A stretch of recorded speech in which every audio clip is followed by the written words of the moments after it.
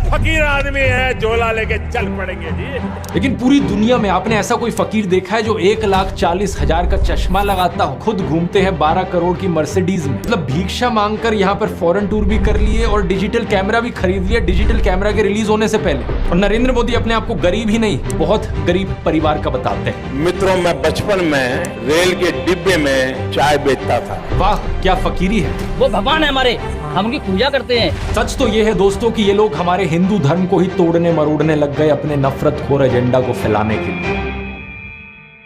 नमस्कार दोस्तों, जर्नलिस्ट अनिल यादव एक बीजेपी वर्कर मंगल वाजपेयी से बात कर रहे थे कानपुर में। मंगल एक लोडर का काम करते हैं, यानी गाड़ियों में सामान चढ़ाने का काम करते हैं। क्या नाम बताएं? योगी साहब, मेरा मंगल वाजपेयी। मंगल वाजपेयी है, यहाँ लोडर का काम करवाते हैं। साथ ही साथ ये बीजेपी एमएलए महेश त्रिवेदी के लिए वॉलंटियर भी करते हैं। ये उम्मीद जता रहे थे कि बीजेपी इस बार 400 पार करेगी। चुनाव में किसका माहौल है? बीजेपी जीतेंगी, बीजेपी जीतेगी 400 के ऊपर। लेकिन जैसे जैसे बात आगे बढ़ती है, मंगल अपनी परेशानियों के बारे में बताते हैं। वो बताते हैं कि उनके पास बिजली नहीं है, सीवर की व्यवस्था नहीं है। हमारे पास बिजली नहीं है घर में, हमारे पास लैट्रिन घर में नहीं है, हमारे पास सीवर व्यवस्था नहीं है। उन्होंने बीजेपी एमएलए महेश त्रिवेदी को कई बार कहा, हमने महेश त्रिवेदी से भी कई बार कहा कि 20 फुट पाइप पड़ना है, तो अगर पड़ जाए तो हमारे घर की सीवर व्यवस्था बन जाए। नहीं बन पाई। उन्हें कुछ भी नहीं मिला और ना ही उन्हें कुछ मिलने की उम्मीद है। त्याग तपस्या की मूर्ति है कि कुछ नहीं मिला, लेकिन उसके बावजूद कोई शिकायत नहीं है और ना कोई उम्मीद है मिलने की, और ना उम्मीद है मिलने की। लेकिन फिर भी वो खुद को भाजपा का भक्त कहते हैं। लेकिन ये तो कहा जाता है ना कि भूखे पेट ना होए भजन गोपाला। इस पर मंगल वाजपेयी जवाब देते हैं कि ऐसा कुछ नहीं है, आदमी बालू खाकर भी पेट भर सकता है, यानी कि मिट्टी खाकर भी पेट भर सकता है। सब हो जाता है अगर संत चाह लेगा। अगर संत चाह लेगा तो सब हो जाता है। बालू खा के पेट भर लेता है। इन्हें कोई शिकायत नहीं है। प्रधानमंत्री मोदी को ये परमात्मा मानते हैं, उनकी पूजा करते हैं। ऐसा कैसे हो सकता है कि एक पॉलिटिशियन को लेकर लोग इतने अंधे हो गए हैं? और ये इकलौते नहीं है, मैंने पिछले वीडियो में आपको उसके कई और उदाहरण दिए थे। बीजेपी के टिकट पर तो कुत्ता भी खड़ा हो जाए हम जिता देंगे। ये सच है, अगर कुत्ता भी आएगा उसको भी जिताएंगे। ये तो फिर अंधविश्वास नहीं, भक्त हैं, अंधविश्वास नहीं है, हम भक्त हैं। नहीं, महंगाई मेरे हिसाब से कोई ज्यादा नहीं हुई। अब मैं 10 साल से बनियान नहीं पहन रहा, देखो आप। वो भगवान है हमारे, हम उनकी पूजा करते हैं। ऐसा हुआ है इमोशनल मैनिपुलेशन और ब्रेन वॉशिंग की वजह से। एक बड़े स्केल पर देश में लोगों का ब्रेन वॉश किया गया है, और जो माफिया यहाँ पर ब्रेन वॉश कर रहा है लोगों का, वो 4 डिपार्टमेंट्स पर काम करता है। पहला डिपार्टमेंट लोगों में गर्व और अहंकार भरता है कि आप महान हो क्योंकि आप हिंदू धर्म में पैदा हुए। दूसरा डिपार्टमेंट आपको एहसास दिलाता है विक्टिमाइजेशन का, कि सदियों से, 1000 सालों से आपके पूर्वज विक्टिम बनकर रहे थे। तीसरा डिपार्टमेंट आपके अंदर डर भरता है कि आपको खतरा है उन लोगों से। और चौथा डिपार्टमेंट यहाँ नरेंद्र मोदी को मसीहा बनाता है कि सिर्फ नरेंद्र मोदी ही आपको बचा सकते हैं। पहले 3 डिपार्टमेंट्स की मैं 3 अलग अलग वीडियोस में ऑलरेडी बात कर चुका हूं। अब वक्त है इस चौथे डिपार्टमेंट को एक्सपोज करने का। नरेंद्र मोदी की कल्ट ऑफ पर्सनैलिटी, कैसे इनके इतने सारे फेलियर्स के बाद भी लोगों को इमोशनली मैनिपुलेट किया जाता है कि लोग इन्हें भगवान मान बैठे। आइए जानते हैं आज के इस वीडियो में।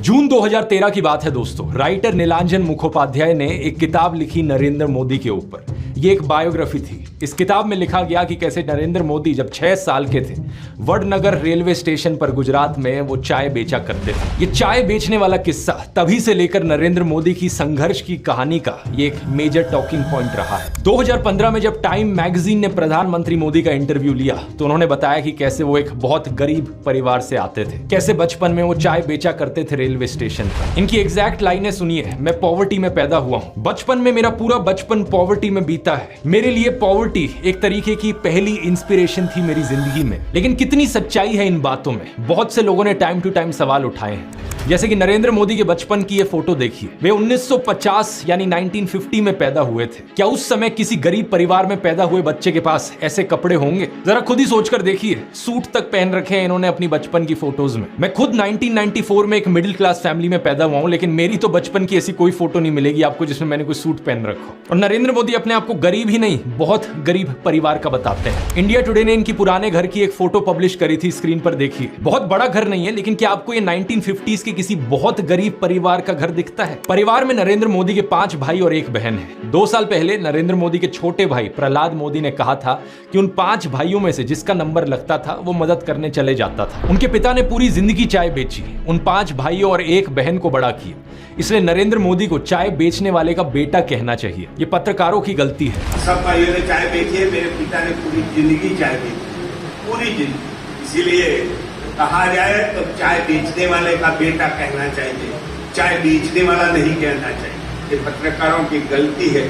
2014 में कांग्रेस नेता अहमद पटेल ने कहा था कि नरेंद्र मोदी कभी चाय वाला नहीं थे, बल्कि वो एक कैंटीन ठेकेदार थे। अब कांग्रेस की बात पर कितना यकीन किया जाए नहीं किया जाए, लेकिन 2021 में बीजेपी ने भी ये कैंटीन वाली चीज अनइंटेंशनली एक्नॉलेज करी थी। रेलवेज मिनिस्टर अश्विनी वैष्णव ने इंस्ट्रक्ट किया ऑफिशियल्स को कि वो वडनगर रेलवे स्टेशन पर एक कैंटीन को ब्यूटीफाई करें। इंडिया टुडे के आर्टिकल में यह क्लियरली लिखा हुआ है और इसके नीचे एक फोटो भी लगी है इस टी स्टॉल / कैंटीन की, जो नरेंद्र मोदी के पिता चलाया करते थे। हाल ही में लिखे गए CNN के इस आर्टिकल को देखिए। नीलांजन मुखोपाध्याय खुद कहते हैं कि मोदी की जो पॉवर्टी की कहानी है वो ग्रॉसली एग्जैजरेटेड है, यानी कि बहुत बढ़ा चढ़ा कर लोगों को बताई गई है। इतना ही नहीं, एक दूसरे आर्टिकल में नीलांजन बताते हैं कि नरेंद्र मोदी के पिता के पास इतने पैसे थे कि वो मोदी और उनके भाइयों को स्कूल भेज पाए। और स्कूल जाने का मतलब था कि वो कहीं और फुल टाइम काम नहीं कर सकते थे, बस वो स्कूल के बाद अपने पिता का हाथ बटाया करते थे। ये सब सुनकर एक बहुत बड़ा सवाल आपके मन में आएगा कि ऐसी कहानियों को क्यों बढ़ा चढ़ा कर हमें बताया जाता है। नीलांजन कहते हैं ऐसा इसलिए किया जाता है ताकि इंडियन पब्लिक को एक आइडिया बेचा जा सके।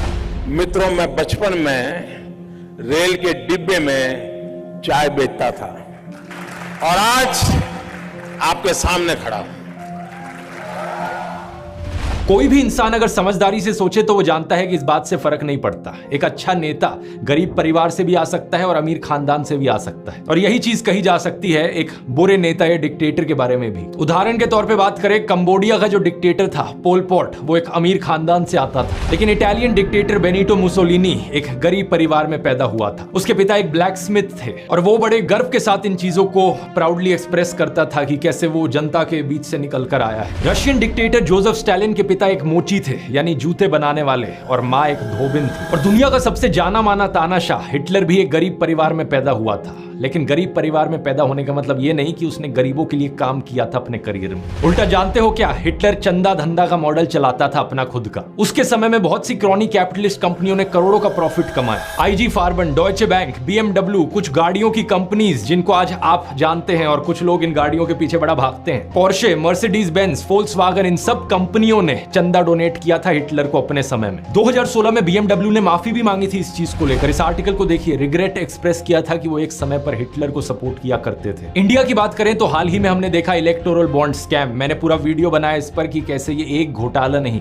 बल्कि घोटालों का भंडार था। बहुत सी कंपनियों को इससे फायदा हुआ और आम जनता को नुकसान। पिछले 10 सालों में प्रधानमंत्री मोदी के मित्र जैसे कि गौतम अडानी भरपूर तरीके से अमीर बनते रहे और देश के 80 करोड़ गरीब लोगों को 5 किलो मुफ्त अनाज लेने पर मजबूर कर दिया गया। बेरोजगारी और महंगाई ने गरीब लोगों की कमर तोड़कर रख दी है आज के दिन। अब तो ऐसी सिचुएशन आ चुकी है कि नरेंद्र मोदी खुद को गरीब परिवार का बताते हुए जिन राहुल गांधी को एलीट वर्क का प्रोजेक्ट करते थे, युवराज कहते थे, आज वही राहुल गांधी खुल्लम खुल्ला गरीबों को कह रहे हैं कि वो गरीबों के हैं और नरेंद्र मोदी अडानी अंबानी जैसे अमीर सेठों के हैं। अडानी को बिना मजदूरी बिना कुछ लाखों करोड़ रुपए देते हैं तो कहते देखो देखो देखो विकास हो रहा है। हमने मनरेगा किया, मजदूरी के लिए पैसा दे रहे हैं और कहते हैं गरीबों की आदत बिगाड़ रहे हैं। मैं आपका हूं, वो उनके हैं। राहुल गांधी कह रहे हैं कि जितना रुपया नरेंद्र मोदी ने अडानी को दिया है उतना रुपया वो देश के गरीब लोगों को देंगे। और मैं देश को फिर से दोहरा के कह रहा हूँ, जितना पैसा नरेंद्र मोदी जी ने इनको दिया है ना, उतना ही पैसा हम हिंदुस्तान के गरीब लोगों को देने जा रहे हैं। महालक्ष्मी योजना, पहली नौकरी पक्की योजना, इन योजनाओं के माध्यम से करोड़ों लाखपति बनाएंगे। इन्होंने 22 अरबपति बनाए, हम करोड़ों लाखपति बनाए। प्रधानमंत्री मोदी इसका ज्यादा जवाब दे नहीं पाए। उल्टा उन्होंने कोशिश करी थी ये कहने की कि अडानी अंबानी एक्चुअली में कांग्रेस के साथ मिले हुए हैं। जरा ये साझा घोषित करें इस चुनाव में कि अंबानी अडानी से कितना माल उठाया है, मार्च में आई इस रिपोर्ट को देखिए, भारत में इनकम इनइक्वालिटी 100 साल में सबसे ज्यादा हो गई है। इतनी बुरी हालत अंग्रेजों के जमाने में भी नहीं होती थी। ऐसे में अगर राहुल गांधी ने संकल्प लिया कि अगले 5 सालों में वो सभी 22 करोड़ गरीब लोगों को गरीबी से निकाल देंगे, तो इसमें क्या गलत किया। लेकिन पीएम मोदी इस बात पर भी तंज कसने लगे। उनके पास खुद कोई अपना विजन नहीं है। 80 करोड़ लोगों के हाथ में कटोरा पकड़ा दिया और अगले 5 सालों के लिए यही 5 किलो अनाज वाली स्कीम एक्सटेंड कर दी। ना रोजगार का कोई प्लान बताया है, ना महंगाई कंट्रोल कैसे होगी ये बताया, ना गरीबी कैसे हटेगी ये बताया। और जब राहुल गांधी ने सबके लिए रोजगार की बात करी तो प्रधानमंत्री मोदी उनका मजाक उड़ाने लग गए। कांग्रेस के शाहजादे ने अभी घोषणा की, आप भी सुन करके हंसोगे। सुनाऊं? जोरों से हंसना पड़ेगा आपको। और आपको ये भी मालूम कि ये टेम्पो में पैसा देते हैं, क्या ये आपका पर्सनल एक्सपीरियंस है क्या? फरवरी 2020 में गुजरात में नमस्ते ट्रंप इवेंट हुआ था, तो गरीबों को छुपाने के लिए एक 1600 फुट लंबी दीवार बनाई गई थी। जरा खुद सोचकर देखो, 1995 से लेकर 2020 25 साल से गुजरात में बीजेपी की सरकार थी, जिनमें से 3 बार तो खुद नरेंद्र मोदी ही चीफ मिनिस्टर थे। लेकिन इनसे गरीबी नहीं हटाई गई, उल्टा ये गरीबों को छुपाने लग गए। G20 समिट के समय दिल्ली में भी यही हुआ था। कुछ बस्तियों को हरे पर्दे के पीछे ढक दिया गया था, यानी कि इन गरीब लोगों की मूवमेंट को भी रिस्ट्रिक्ट कर दी। इसी के तहत ये पूरी दुकानें यहाँ से ढक दी गई हैं। जो थोड़ा झुग्गी टाइप घर थे उनको भी ढक दिया गया है यहाँ पर। सोचिए कि ये कितना डीह्यूमनाइजिंग है। कोई आपसे कहे कि तुम अच्छे नहीं लग रहे हो, तुम तो एक दाग धब्बा हो। वो गोरे सेठ आ रहे हैं हमारे देश में घूमने, तुम्हें एक पर्दे के पीछे छुपा दिया जाएगा। कैसा लगेगा आपको ये सुनकर? उन गरीबों की सोचो, उन्हें कैसा लगा होगा। सीधा कहते हैं कि यहाँ से जाओ, उस गरीब को तो भगा सकते हो, उस अमीर को भगा के देखो ना। तो इन सब चीजों के चलते नरेंद्र मोदी की ये जो गरीब परिवार वाली ब्रांडिंग थी, अब ये लगभग खत्म हो चुकी है। लेकिन उनके कल्ट ऑफ पर्सनैलिटी का ये केवल एक हिस्सा है। दूसरा हिस्सा यहाँ पर आता है उनके परिवार को लेकर। व्हाट्सएप पर और गोदी मीडिया के जरिए आपको बार बार बताया जाता है कि नरेंद्र मोदी इतने महान हैं क्योंकि उन्होंने देश के लिए अपने परिवार को छोड़ दिया, अपनी पत्नी को छोड़ दिया। देखो, वैसे ये एक पर्सनल मामला है, किसी पति पत्नी की आपस में ना बने, ये कोई बड़ी चीज नहीं है। बहुत से लोगों के साथ ऐसा होता है, लेकिन यही लोग खुद इस पर्सनल बात को बीच में लाते हैं, इसे अचीवमेंट के तौर पर दिखाने के लिए। देश के लिए पत्नी को छोड़ दिया, कुछ सेंस है इस बात का? पूर्व प्रधानमंत्री लाल बहादुर शास्त्री जी ने तो अपनी पत्नी को नहीं छोड़ा, तो क्या वो देश के लिए काम नहीं कर पाए? महात्मा ज्योतिबा फूले की पत्नी सावित्रीबाई फूले के बारे में तो सब जानते हैं, क्या उन्होंने देश के लिए महान काम नहीं किया? आपने अगर रामलीला देखी है तो उसमें भी देखा होगा कि कैसे सीता जी ने भी भगवान राम का साथ दिया वनवास में, और राम ने उन्हें बचाने के लिए क्या क्या नहीं किया।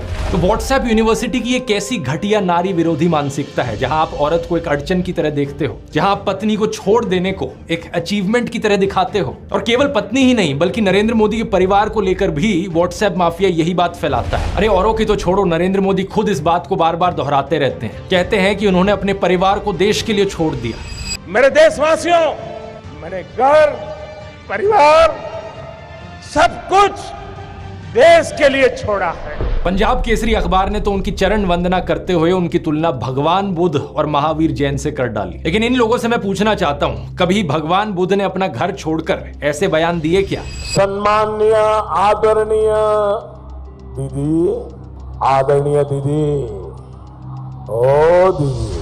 किसी औरत को कांग्रेस का विधवा कहा, 50 करोड़ की गर्लफ्रेंड कहकर अपमानित किया, समाज में नफरत का जहर बोया। सत्ता पाने के लिए भगवान बुद्ध ने ये सब नहीं किया था, वो तो खुद एक राजकुमार थे। वो तो सत्ता को, महल को और सिंहासन को छोड़कर जंगल में गए थे, और उनके पीछे उनके माँ बाप, उनकी पत्नी यशोधरा और उनके बेटे राहुल तो राजमहल में सुविधाओं के साथ जी रहे थे। और जब बुद्ध की ज्ञान प्राप्ति हुई तो जानते हैं उन्होंने सबसे पहले क्या कहा था? oshonews.com पर ओशो के एक लेक्चर का ट्रांसक्रिप्ट दिया हुआ है। जब बुद्ध को ज्ञान प्राप्ति हुई तो पहली बात उन्होंने अपने शिष्यों से ये कही, मैं यशोधरा के पास जाना चाहता हूं, उससे बात करना चाहता हूं। ये सुनकर आनंद व्याकुल हो गए, बोले कि ये ठीक नहीं है, लोग क्या कहेंगे। बुद्ध ने कहा, मुझे उसका धन्यवाद करना है उसकी मदद के लिए, और जो मेरे साथ हुआ, जो मुझे मिला, इसका कुछ हिस्सा मुझे उसे देना है, ये उसका कर्ज है मुझ पर। और वो गए। यशोधरा ने उन्हें देखा, 12 साल का गुस्सा उनके अंदर था। वो बोली, मुझसे कहकर तो जाते, क्या मैं तुम्हें रोकती?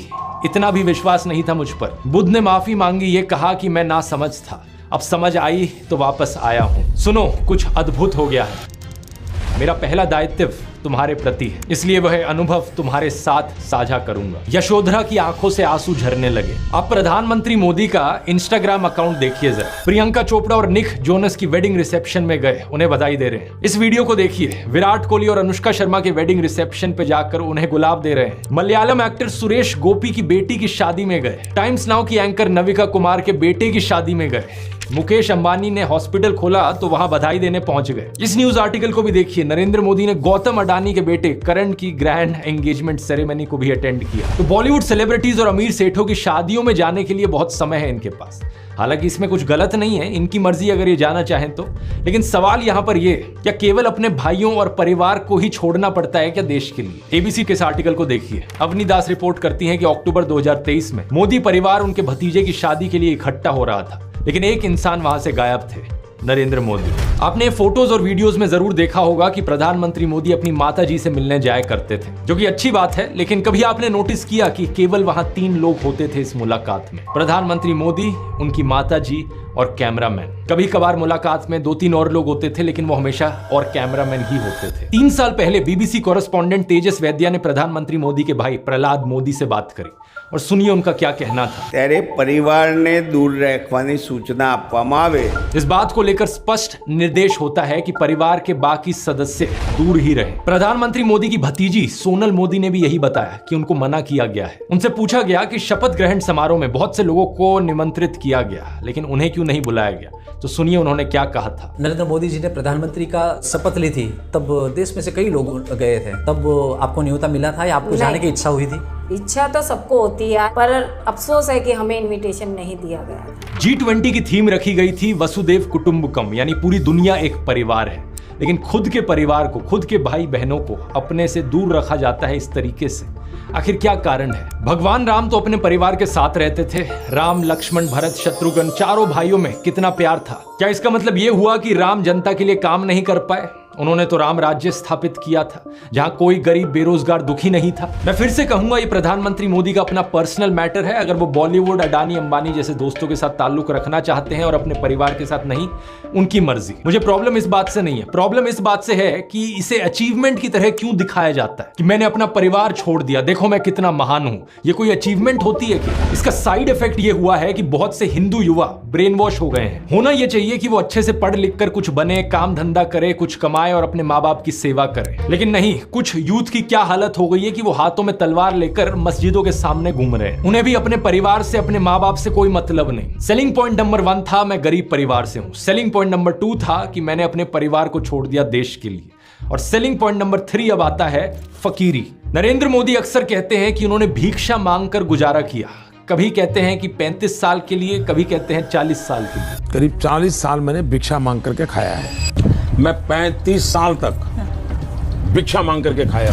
चलो इतनी तो बोलने में गलती हो सकती है, 35 साल हो, 40 साल हो, लोग अक्सर भूल जाते हैं। लेकिन सवाल ये कि वो एमएलए पहली बार बने 2002 में, तब उनकी उम्र होगी 52 इयर्स। लेकिन उससे पहले 90s में ही पता नहीं कैसे उन्होंने फॉरेन टूर्स कर लिए। ये फोटोज देखो उनकी, आईफिल टावर के सामने पेरिस में, व्हाइट हाउस के सामने अमेरिका में, हॉलीवुड के सामने, लंदन गए, वो मलेशिया गए। क्या 40 साल भिक्षा मांगकर इतने पैसे कमाए जा सकते हैं कि फॉरेन के टूर्स कर ले 90s में?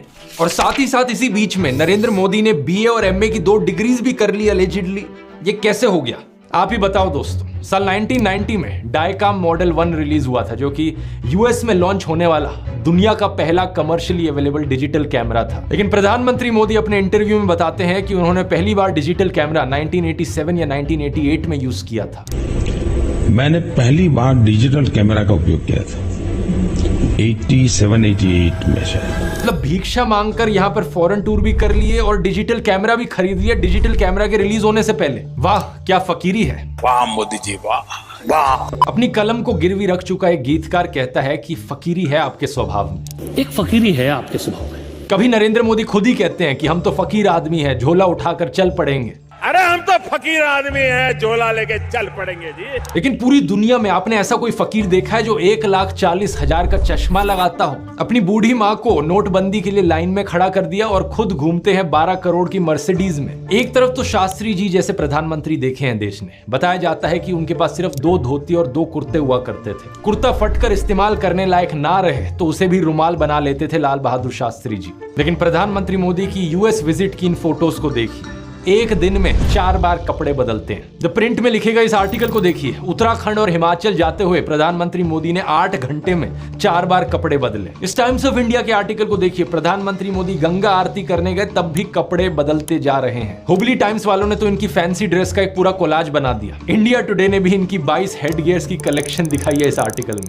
और इस इंडियन एक्सप्रेस के कोलाज को भी देखिए। अगर ये फकीरी वाली बात भी नहीं बैठती लोगों में, तो इस सब के बाद अगला हथियार आता है कि इनको भगवान का अवतार ही बना दो। ये एक बार नहीं, दो बार नहीं, बल्कि कितनी बार कितने नेताओं ने बार बार प्रधानमंत्री मोदी को भगवान से कंपेयर किया है। और मोदी जी भारत के लिए भगवान का वरदान बन के आए हैं। भगवान ने ही मनुष्य के रूप में नरेंद्र मोदी जी के रूप में अवतार लिया। हमारे माननीय प्रधानमंत्री जो खुद भगवान स्वरूप है, मोदी जी के रूप में श्री रामचंद्र ने जन्म लिया है। मोदी जी है ना साक्षात भगवान महाकाल जी का अवतार है। मोदी राम और अमित शाह कृष्ण। अरे कुछ लोग तो मंदिर भी बनाने लग गए। पुणे में एक बीजेपी वर्कर ने नरेंद्र मोदी के लिए मंदिर बना दिया, गुजरात में इनका एक मंदिर बना, तमिलनाडु में इनके लिए एक मंदिर बना। क्या मजाक चल रहा है ये इकलौते नेता नहीं है जिन्हें भगवान से कंपेयर किया जाता है। एक समय पर एडोल्फ हिटलर को भी जीसस से कंपेयर किया जाता था। राजनीति में हिटलर की एंट्री की तुलना की जाती थी जीसस के रिजरेक्शन से। लेकिन उस समय यह सवाल उठा कि ये बात जमेगी कैसे। जीसस तो शांति की मूर्त थे,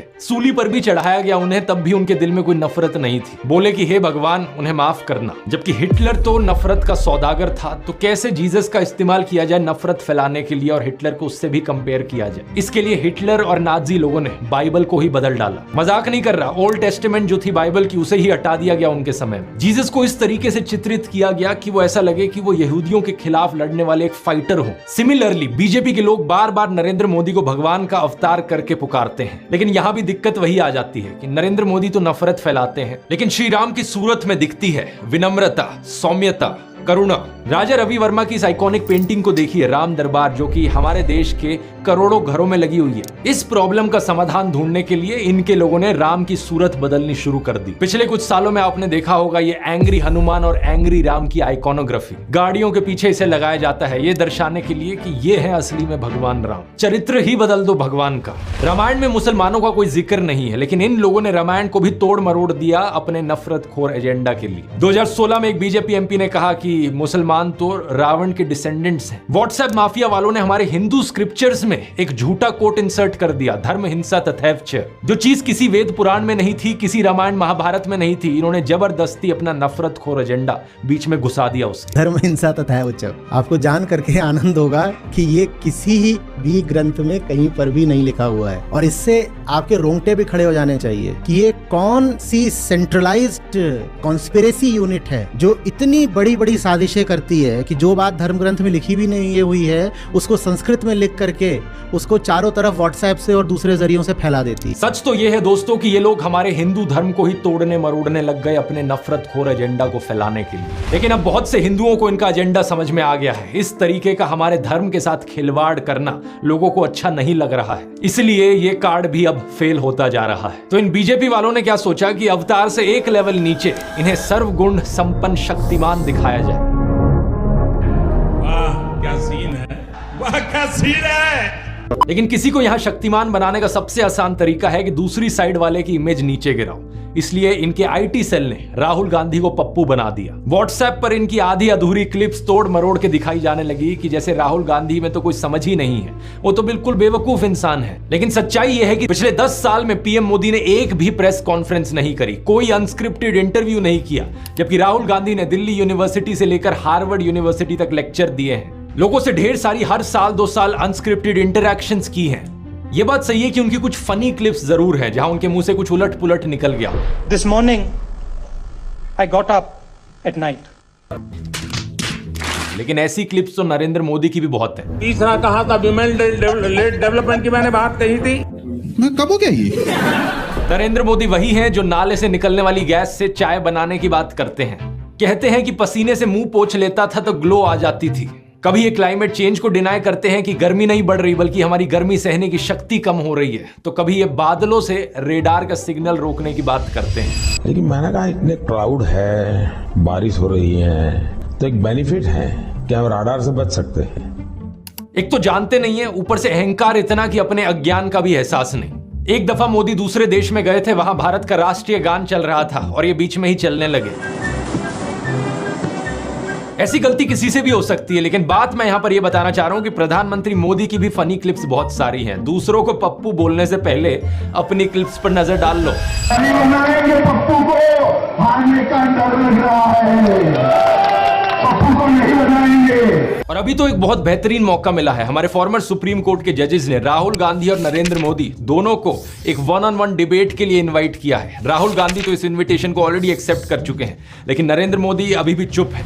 अगर ऐसा होता है तो जनता के लिए भी एक बड़ा सीधा मौका होगा देखने का कि नरेंद्र मोदी और राहुल गांधी में से कौन ज्यादा समझदार है, कौन ज्यादा इंटेलिजेंट है और कौन ज्यादा केपेबल लीडर है देश के लिए। लेकिन नरेंद्र मोदी अगर इस डिबेट से भागते हैं और जवाब ही नहीं देते तो समझ जाना कौन यहां पर बेहतर है। इस कल्ट ऑफ पर्सनैलिटी में प्रधानमंत्री मोदी का सबसे बड़ा कार्ड है सब जगह फोटो चिपकाओ। बचपन में मैं सोचता था कि ये कोका कोला जैसी ड्रिंक्स की एड्स क्यों आती हैं टीवी पर, हर कोई तो जानता है कि कोका कोला क्या है। बाद में मुझे समझ आया कि out of site is out of mind, यानी नजर से बाहर तो दिमाग से बाहर। और इसकी उल्टी एक टैक्टिक है, जितना नजर में रहोगे उतना लोगों के दिमाग में घुसोगे। अखबार पर नरेंद्र मोदी, रेडियो पर नरेंद्र मोदी, टीवी चैनलों पर नरेंद्र मोदी, फेसबुक पर नरेंद्र मोदी, पेट्रोल पंप की होर्डिंग्स पर नरेंद्र मोदी, सड़क पर पोस्टर छपे हैं, गूगल एड्स पे करोड़ों खर्च करके अपना चेहरा दिखा रखा है, हर एक सरकारी स्कीम के इश्तिहार पे। अरे ये सब तो छोड़ो, कोविड वैक्सीन के सर्टिफिकेट पे भी नरेंद्र मोदी। सेल्फी पॉइंट्स तक बना डाले इन्होंने जगह जगह। 2022 की इस रिपोर्ट को देखिए। आईएनबी मिनिस्ट्री ने बताया कि सरकार ने 8 सालों में 6400 करोड़ से ज्यादा रुपए खर्च किया एडवर्टीजमेंट्स पर। हर रोज का 71 लाख रुपए तो अखबारों में ऐड देने में लगा दिया। और ये सब तो सरकारी पैसे से चलने वाली एड्स थी। इसके अलावा जो पार्टी फंड से चलने वाली एड है वो अलग, और गोदी मीडिया के एंकर जो दिन रात चाटुकारिता करते हैं वो अलग। हर जगह नरेंद्र मोदी। एक गायक थे जिम मॉरिसन, उन्होंने कहा था कि जो मीडिया को कंट्रोल करता है वो दिमाग को कंट्रोल करता है।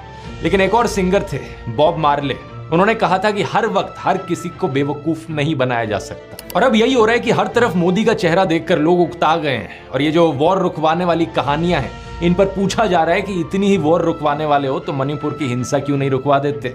इलेक्ट्रॉन बॉन्ड का पैसा है, कहीं तो यूज होगा। किसी एक्टर को उठा के बेटी बना देंगे, पापा ने वॉर रुकवा दी, पापा मणिपुर के दंगे क्यों नहीं रुकवाते। लोग पूछ रहे हैं कि भारत में सब चंगासी है तो 2022 में सब रिकॉर्ड तोड़ते हुए 2.25 लाख लोगों ने भारतीय नागरिकता क्यों छोड़ दी। इस मोदी मैजिक के खत्म होने का सबसे बड़ा सबूत यही है कि बीजेपी को दूसरी पार्टियों के उन नेताओं को अपनी पार्टी में लाना पड़ रहा है जिन पर भ्रष्टाचार के एक से बढ़कर एक आरोप लगे। अगर मोदी मैजिक अब सही में बचा होता तो मोदी के नाम से ही चुनाव जीता जा सकता था। इन बाहर के नेताओं को लाने की जरूरत नहीं थी अपनी पार्टी में। ये झूठ, डर और नफरत फैलाने की जरूरत नहीं थी। इस वीडियो में तो मैंने आपको नरेंद्र मोदी का वो चेहरा दिखाया है जो व्हाट्सएप माफिया आपको दिखाता रहता है। अगले वीडियो में मैं आपको दिखाऊंगा उनका असली चेहरा, उनके माइंड में क्या क्या चलता रहता है। यहां मैं आप लोगों को धन्यवाद करना चाहूंगा क्योंकि आप लोग इतने जज्बे के साथ इनकी इस झूठ और नफरत की फैक्ट्री को तबाह करने में लगे हुए हो। हमारे इस मिशन 100 करोड़ पर लगे रहिए। ये देखकर खुशी होती है कि किसी का कमेंट आता है ये कहते हुए कि आपने एक वीडियो को 850 लोगों के साथ शेयर किया व्हाट्सएप पर। कहीं पता चलता है कि प्रोजेक्टर स्क्रीन पर दिखाकर आप वीडियो चला रहे हो राजस्थान की गलियों से लेकर वेस्ट बंगाल तक। किसी ने टीवी लगा दिया बाहर मुंबई में ताकि लोगों तक सच पहुंचाया जा सके। इसी तरीके से लगे रहो। हमें देश के लोकतंत्र को बचाना है, देश के संविधान को बचाना है। वोट करने जरूर जाना और अपने आसपास के 10 लोगों को कन्विंस करना वोट करने के लिए। वोट करना इस नफरत और झूठ के खिलाफ। मुझे यकीन है कि हम इकट्ठे मिलकर देश को बचा लेंगे। अगर आपने इस ब्रेन वॉशिंग माफिया के चारों डिपार्टमेंट्स के बारे में पहली बार सुना है तो इस वीडियो को जरूर देखिए। यहां पर मैंने शुरुआत से समझाया था पहले डिपार्टमेंट के बारे में। क्लिक करके देख सकते हैं। इनकलाब जिंदाबाद। जय हिंद।